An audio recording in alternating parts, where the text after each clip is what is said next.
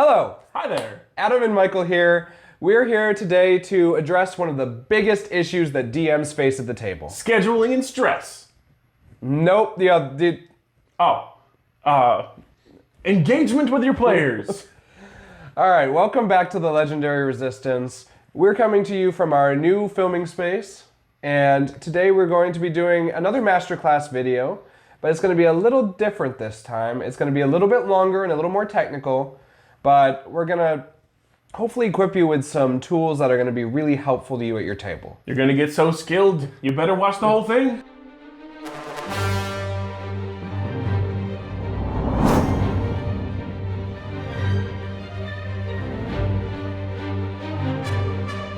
Player engagement at the D&D table can be hard to get from some people. Some people, it comes naturally, and you also tend to have a player or two that are sitting back and not interacting as much. Yep, there's a lot of people who get comfortable role-playing right away, and a lot of people it takes a couple sessions.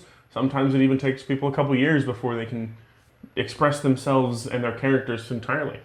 So today we're going to be talking about if you have passive members at your table that aren't really engaging with role play, combat, player interaction just around the table, how do we facilitate more engagement from those players? Yeah. A shout out to my friend CJ and Michael's cousin. CJ is a PhD candidate who has done a bunch of research into how to increase engagement from people in the work environment. Yes. So we did a little bit of an interview, and we have some pretty good points and ideas from them as well. So we're kind of taking a bit of a scientific approach this time. Yes. Introduce you. Bet you didn't want. Bet you didn't. Bet you didn't want that. Bet you didn't want homework involved in your D&D sessions. All right, so we're gonna start off right out of the gate. We're gonna get some of the obvious ones out of the way. So, obvious reason number one, you have new players. Yep. New players, sometimes they're uncomfortable with certain things. They don't know how to interact. That's a pretty obvious case of just give it time. Yep, and for that, it's going to take some time to become comfortable. And if it's not working over time, then you can apply some of these ideas. Yep. Rule number two, reason number two that we're not really going to hit on in this video, but I feel like I need to say just to get it out there. Your game could be boring. How dare you? Yep. So if your game is boring, then players aren't going to engage as much. And I know it's every DM's worst nightmare to hear that. I'm subscribed to the Legendary Resistance, and therefore my games are not boring. That's true. If you're subscribed to us, your games probably are not boring. So we're just going to skip over that one. And if you push subscribe, your games won't be boring anymore. But in all reality, that's not what we're doing in this video. You can watch more of our videos to keep your games interesting. But I just wanted to put that out there as one of the reasons. It is valid. Your games could be boring, and typically you would know. Sometimes, like your players would probably tell you if you have established an open communication with them, which you should. Yes.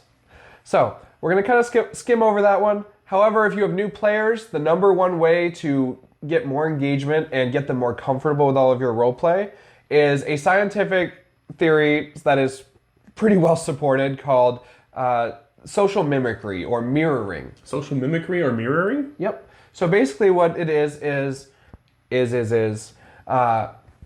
when you have one or two comfortable players at the table, or you as the DM are comfortable role-playing and are role-playing with NPCs, they're going to see that and get pulled into it as a new player that's observing their surroundings and trying to figure out how to act in this new environment.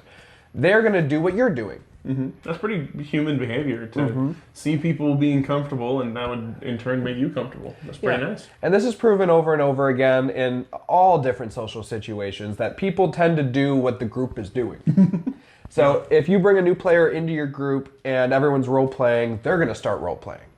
I've also seen, in my opinion, the best group for a D&D is some new, some veteran players. So you can get the most unique interactions, and this would probably work really well with that because you have the veteran players who are role-playing and experienced and stuff, and would be able to, impart those wisdom moments. Yeah, so if you don't have this, if you're a new DM and you have all new players and you're all just getting into D&D and you're excited about it, then I'm sorry to say, it's really on you as the DM to facilitate this culture of roleplay. Having your NPCs be like super outgoing and interactive in role playing. Even you could have like introduce early maybe a DM PC for a short term to portray what's ideal for role playing and things like that. Social mimicry and mirroring is a good way to get your new players engaging and comfortable with all of your roleplay.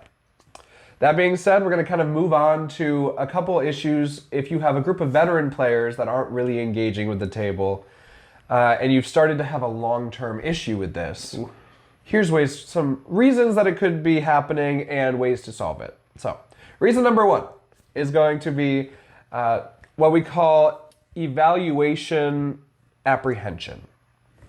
Big words. What does that mean? Big words. What this basically means is that your players are sitting at the table and they don't want to engage as much in role-playing because they're afraid of being judged. They're afraid that they're not good enough, or maybe they feel dumb trying to role-play their character because they're not used to it, and they're afraid that everyone's going to think that they look stupid. And this happens... That's sad, because often role-playing is when you get the most into it and you have the most fun. Exactly. Yeah. Once you're really into... And I see this... backstory of Adam is that I also am a dancer. So I see this in the dance world a lot when people are too afraid to really let go and get into the dance. Then they end up looking dumb because they're so afraid of looking dumb. Yeah. And it's the same with role playing. When they're really afraid to actually get going, then they just hold back and they sit there at the table like, I don't really know if this is for me. And cues to notice this is probably if a player keeps saying, my character goes and does this, my character goes and does that, instead of I would like to look around and investigate. Can I have some sort of investigation check? That's being able to be outside but also inside your character. Anything your player is saying out of character, if it happens all the time, then this is probably evaluation apprehension. Talking out of character is fine sometimes, but when you're talking in character is when most of the most fun stuff happens. Exactly. So really, some good ways to solve this are, first of all, creating a culture of acceptance, a culture of role-playing, and accept you. You as the DM also creating NPCs that role-play and encourage role-play. But a secondary purpose or solution is to encourage them when they roleplay, and both in-game and out-of-game. So in-game, when they roleplay with an NPC, give them encouragement from the NPC. The NPC is enthusiastic to talk to them, or when they interacted with that NPC, is like, you know what, I like you. I'm gonna show you my specialty goods that I keep in the back. Ooh, yeah. Or maybe you get a special side quest because you interacted with this person, or different things are unlocked for you.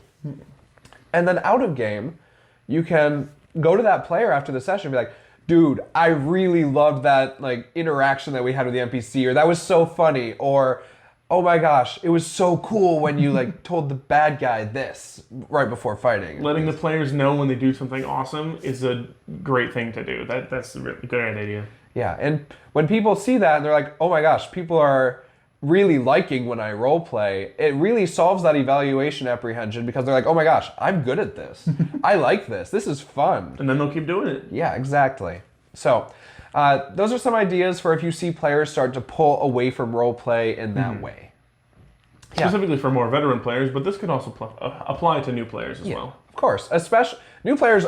I almost would say all new players have evaluation apprehension. So it applies to just about everybody. What's next?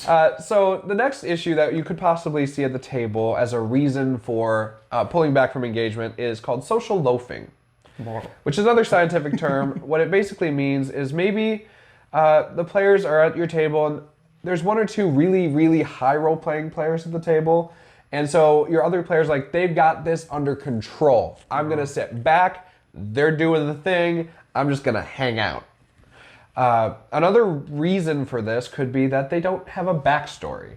So if a couple players have really in-depth 4 or 5 page backstories, and then you've got a couple players that wrote you maybe a paragraph, and so they don't have as much to their character, they're sitting there thinking, okay, Those player characters, they're the main characters.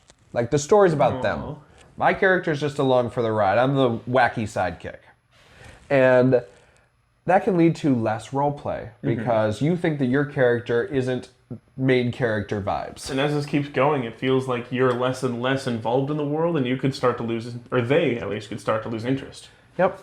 So, this being said, also keep in mind that from week to week, people can change as well. Like, you could have a rough week at work, and you're not going to engage as much at D&D because you're like, oh my gosh, I'm exhausted. And that's okay. We're not saying that like everyone has to engage every second of every session, but if it's a long-term problem from social loafing, then here are some possible solutions.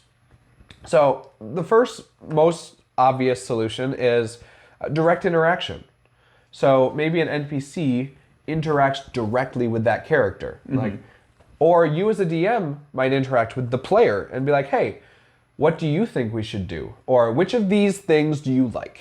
Or NPC goes up to them, hey, once again, hey, you want to see the items I have in the back? You can also have it be, ask your player what they want. Yeah. Like, what would you be interested in if we retcon some of your backstory so that it incorporates more into the world?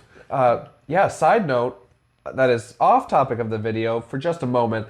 I really love in my campaigns, halfway through the campaign, to have people update their backstories. Because over the course of the campaign, you're like, ooh, that's cool. Or as you're role-playing, you're like, my character is allergic to gluten. Because you just randomly decided that at some point during an interaction. Like, okay, I need to add that to my backstory. Or like my entire town, I used to have a best friend that I haven't talked about this whole time. Yep. Stuff like that. Yeah, so back on track, social loafing. So basically direct interaction or direct call-outs. So for instance, maybe your player specifically is a little goblin rogue. And they go to an inn, and the inn has a sign that says, no goblins allowed. That's a direct call out for that character to interact and roleplay with your world. To figure out how to dress up as a different character, now or to hide, or to, Now all of a sudden, that player is front and center in the roleplay because like this is directly interacting with who they are. So things like direct call outs, things that interact directly with the character, these are things that can bring them forward and make them feel important, make them feel like it's about them now. Because that's what D&D is. It's about everybody. Yeah, exactly. Another way for you to get them to feel more important is to just get them to write a better backstory to begin with. Which, honestly, by their second or third campaign, a lot of times people start to get comfortable with backstories. I wasn't comfortable writing a backstory for my first campaign. Really? That I was a player. And as I've continued to be a player, I write more and more backstory now. It's just how the game works. Some other quick tips that you can have are just basically ending conversations more open-endedly. What do you mean? Exactly. So instead of saying, do you want to go to Schmargenbarg? You're going to say, where would you like to go? Or you're going to say, you could go to Schmargenbarg and do this side quest, or you can go to Birkenberg over here and do this side quest. Which of these two things would you like to do? Giving because options. Not only is it open-ended, so they have to make a decision. They have to interact, make a decision, say why. But they also, it's not so open-ended that they can say, I don't know. Like, there are two options. It's not like, where would you like to go? There are billions of options, and they're just like, I don't know. So giving them choices, like limited choices, but giving them choices and open-ended questions. Where would you like to go? How do you feel about this? Things like that. If you're able to ask direct questions that are openly, like, that leads to them having to interact with your world. And you can even do a direct call out with that. Just like if Boblin the Goblin over there isn't really interacting, and you're just like, it seems like the party is going to be going here. How does Boblin interact with this information? Things like that. Yeah, thinking about how their character would react as opposed to just themselves reacting. Yeah, so obviously we can't hit on everything as this video can only be so long. Yep. I don't have a watch on. I don't know why I'm looking at my wrist. But we hope that we gave you some really good tools to basically increase engagement at the table. We know that this is something that every D&D Dungeon Master struggles with at some point in their life. Maybe you don't struggle with it as much, but you've definitely interacted with it. Oh yeah, everyone knows how players engage differently. It's a very complicated matter. So here's our little tips and tricks. Yeah, and the biggest thing is you'll notice all of our solutions didn't involve pulling the player aside and being like, I need you to roleplay more. Yeah. Because a lot of the reasons that they're roleplaying aren't going to be because they're like, I don't want to play D&D. I want to go home. I've never really interacted with anybody who's at D&D who's ever done that before. Right. So like we're not going to pull them aside and be like, hey, you're not interacting enough. I need you to fix yourself. Yeah. Because it's about creating a comfortable space. It's not about calling a player out on not participating enough. Well, yeah. So, if you have any more advice that we didn't touch on, please let us know in the comments below. Also, please like and subscribe. Or comments above. Why are the comments always below? Because you have to see the video first. Right. Sometimes you can have the comments on the side. Anyway, we would also like to hear if we missed some tips that you have for player engagement. Please put them in the comments below. We have a lot of viewers that are would struggle with this, and we want to hear what you do at your table. Until next time, stay legendary, stay resistant, and blah, blah, blah, blah, blah. Woo!